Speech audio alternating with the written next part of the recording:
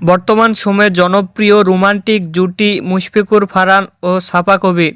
দিন দিন বাংলা নাটকের জনপ্রিয়তা বেড়েই চলেছে। সেই ধারাবাহিকতায় আবারও নতুন নাটক নিয়ে হাজির হয়েছেন জনপ্রিয় এই রোমান্টিক জুটি। নাটকটির নাম লেলিন। এই নাটকটিতে অভিনয় করেছেন বর্তমান সময়ের আলোচিত অভিনেতা মুশফিকুর ফারহান ও আলোচিত অভিনেত্রী সাফা কবির।